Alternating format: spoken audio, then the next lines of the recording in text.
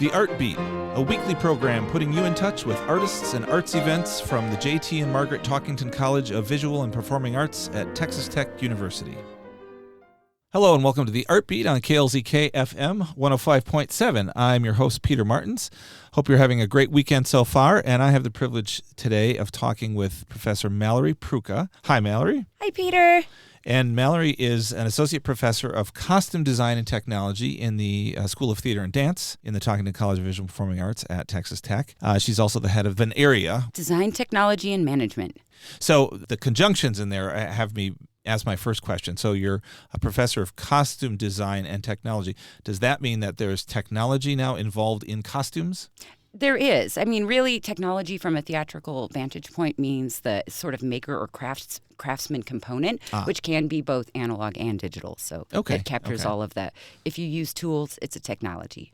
Gotcha. Okay. So we're not like projecting outfits onto people. No, but that's cool, and I love doing that kind of stuff. So okay. All right. Great. I've known you for a long time, and you wear many, many hats at the university and in the college and in the School of Theater and Dance, and you're involved in the productions constantly, right? But what I would really love to talk to you about, which is essentially using your expertise in this area of theater to help certain aspects of the community be prepared for bad things to happen.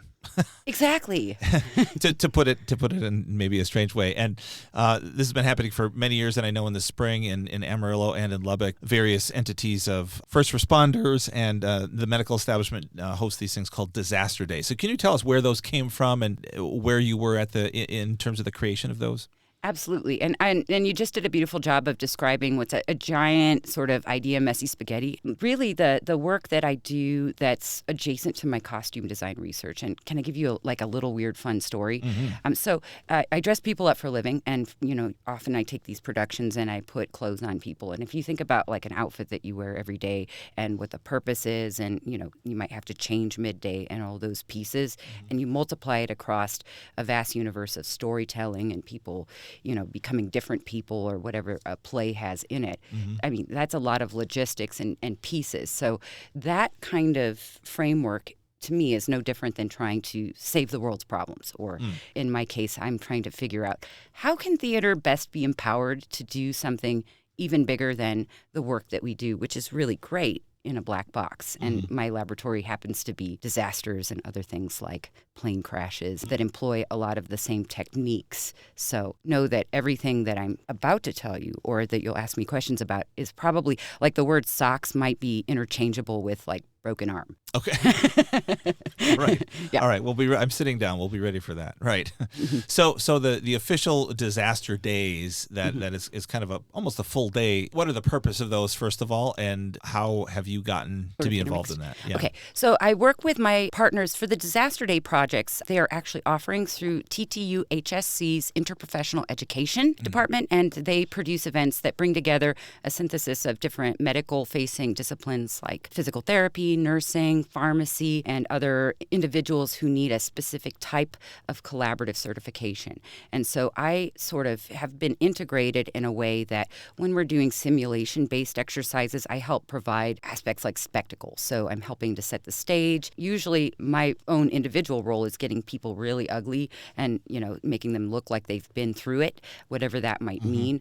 And then also helping to train the actor population and other individuals who might need to help put those events together. So really we're staging a play that is meant to simulate something like, for the disaster day cycle, it's an aftermath of a tornado simulation, or up in Amarillo at the vet school, we do a wildfire response exercise that looks at both animal and human subjects that might have been impacted by a disaster, as well as a couple other events that have really meaty, deeply powerful sort of narrative that need and benefit from us playing pretend, really, and helping those students or those first response individuals learn about conditions before the events actually strike.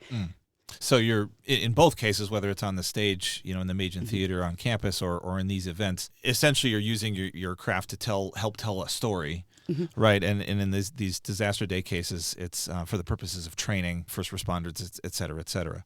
And I've witnessed some of those, and they are so realistic and powerful that they're a little bit scary, actually. I'm always glad I could be an observer and not have to be in the actual mix figuring it out. But I know from talking to the people that go through the training, they find it very, very valuable to have this realistic type of experience. So you mentioned making them look really ugly, and you mentioned costuming, but obviously there's a lot more that goes into it than just, the garments that people are wearing, right? Absolutely. So looking at like holistic theater training, I think it's really important to know what you're doing and why you're doing it. And for me, integrating and connecting to partners like this really was motivated out of, oftentimes our students will say, hey, I'm not studying XYZ, and somehow that's, not socially important, or it doesn't have the capability of impacting in a really visceral way. And so it's very exciting to get the theater students in all of the roles that they play. So that could be a stage manager, or I've had someone sound design a tornado. And like, how cool is that, right? Or play victims of these terrible, tragic events, finally understand that. I once had a collaborator frame it this way. They said, I might be an EMS person, but the artist is actually the reason that we're trying to save lives. But then my students soon discover that, oh my God, I've made a meaningful impact, and I was able to then speak to someone about how I was treated in the field, learn about their process of education, and understand that it's necessary that everyone play a really important role in society.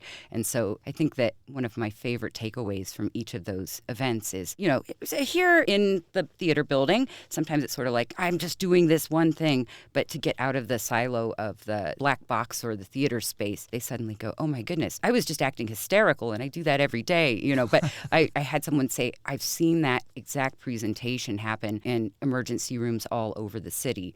And what you did just terrified me and impacted me in a way that I'll never forget. Those are the kind of narratives we're trying to affect, so that before the event ever happens, that the next generation of providers has a sense of, oh my goodness, this is what it looks like to take on this case. Or in about 3 weeks, we'll be taking on a plane crash at the Lubbock-Preston International Airport. And so that will be seasoned providers actually providing some feedback to my students on how to improve. Or we know we've done a really good job when they said, oh, you scared us. That reminds me of fill in the blank airline incident. Wow, yes. So there's really an ecosystem here that the emergency personnel, just to use a large umbrella here, are providing feedback. They're training their next generation of folks, right? But they're also providing feedback to the actors, so to speak, in these situations that are helping train the next generation. And this reminds me of, I don't want to go without mentioning the program at the HSC that you've been connected with for quite a while, which is I think called Standardized Patients, right? Which is really kind of ongoing and happens all through the year, right? 365 days a year, pretty much. Now, so at most sort of medical training sort of institutions, they have something called a simulation center. And that is a professional arm that they'll have a combination of those Resusci Annies, as you mentioned, or other sophisticated dummies, but they do employ standardized patients that work year-round and usually do clinical type training incidents. And in fact, if you ever want a really fun adventure, going over to the TTU HSC Sim Center is great, because they have all different kinds of hospital rooms, et cetera. Now, oftentimes the patient populations that they recruit and bring into their sim centers tend to be those that have retired, and they may not have had formal actor training. So one of the things I'm trying to do is provide some better supports, because especially for our students who are bound for like larger markets like Chicago or New York, oftentimes you have to get a survival job. I'm fervently convinced that it's not impossible to continuously work in theater or employ those trades, and working as a professional standardized patient oftentimes is like more than just the side hustle that pays the bill, but is actually a reasonable, livable salary with benefits that allows you to keep working. And then you often get the call from Netflix that says, hey, we need everyone who can work in ER to come over and, work on this Real Life in the ER recreation series or be an extra in a film. So interesting. Yeah, you can professionally act all the time. The context is what might change. It's not just always on stage or for the camera, right? So again, in that situation, these standardized patients are obviously people that are not patients themselves, but they're going in and they're given scripts, right? And they're dressed a certain way or coached to present a certain way. But your side of it is to make those people essentially more believable, right? True. Yeah, exactly. And in fact, the differentiating factor would be that, and I always they're like, can you bring the theater students over? They're so good at improvising. So that means that whether it's a scripted narrative, or in the case of why I like disasters and other training environments that are chaotic in nature, is that our students have, really really specialized study in empathetic response, trauma response, and understanding sort of the full range of human reaction. So with minimal guidance, they're oftentimes able to engage more sort of realistically, and they're able to connect to the providers on a personal level that doesn't rely on having a piece of paper in front of their face, which is something that then you're getting a much more lifelike interaction. And for our students, it's giving them the chance to improvise, maintain a solid character, and really use their acting skills in a face-to-face interaction that's very close and personal. Yes. Yeah, I can't imagine the kind of training that comes from I'm playing someone who just, has a ruptured spleen or something like that, and being in pain, and that has to translate to stage rather well. Yeah, or it oftentimes that level of nuance is needed for film because there are such different sort of techniques necessary to project on a large stage versus that kind of intimate environment. So when I'm trying to make the sales to the acting students, I often say, this is actually a good study in how to be successful in film because you need that. You're looking for the camera angle, and your camera angle is your provider. Oh, okay.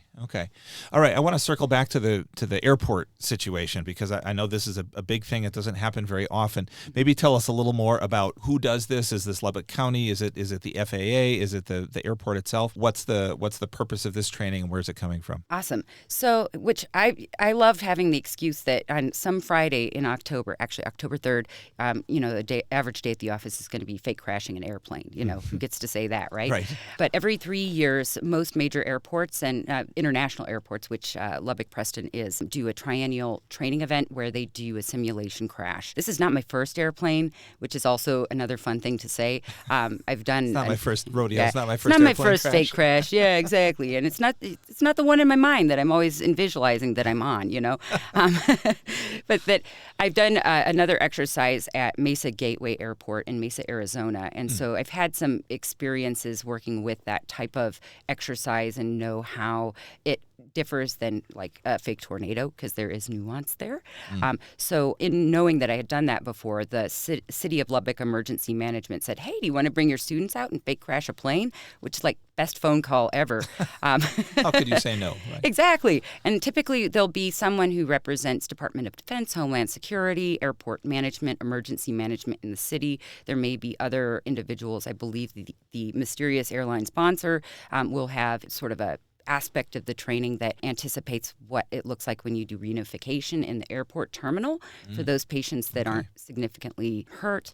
They'll have EMS, PD, they'll have other workers at the airport really go all the way from the moment that someone sees smoke and 911 is called to the air traffic control dispatch and dispatch from all of the local agencies to enact a full-scale response exercise. So it gets pretty groovy. I've been over there for a site visit, and there's an airplane, and there's the ground, and there's the parameters of where the fire trucks and other response vehicles will be. Okay. Because with this exercise, too, because it is every 3 years, and it's benchmarking all safety protocols. So they're looking at proportion of being able to triage patients in severe shape, doing fuel sort of mitigation after, because if a plane crashes, you've got to take care of that airline fuel. Yes. Which then impacts people. They're looking at timing. They're looking at also procedure in terms of accuracy to triage and get a patient through.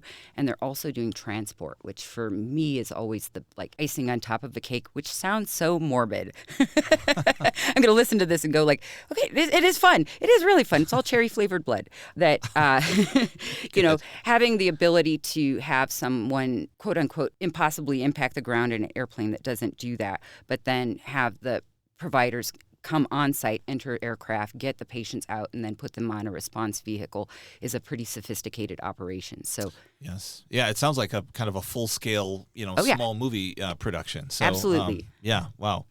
Well, goodness, our time has flown here. So many fascinating things we could keep talking about, but it's really wonderful, I think, to hear how some of our art forms really go back and forth with certain aspects of the community and things that in ways you wouldn't even expect, right? These even from the kind of day-to-day standardized patients and routine hospital training to periodic big things like fake crashing an airplane.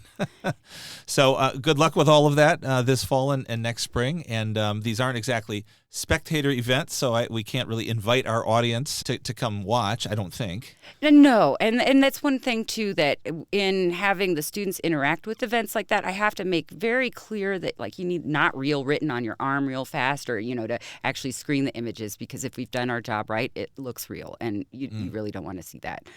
Right. So just our audience can be maybe just edified by the knowledge that it's happening and feel safer. Yes, exactly. Great. Okay. Well, thank you so much. It's been a wonderful conversation. Mallory Prucha from the School of Theater and Dance at TTU and the College of Visual Performing Arts. Thanks so much for being here with us on The Art Beat. Thank you so much for inviting me today. It's been fun. All right. Bye-bye. The Art Beat, a weekly program putting you in touch with artists and arts events from the J.T. and Margaret Talkington College of Visual and Performing Arts at Texas Tech University.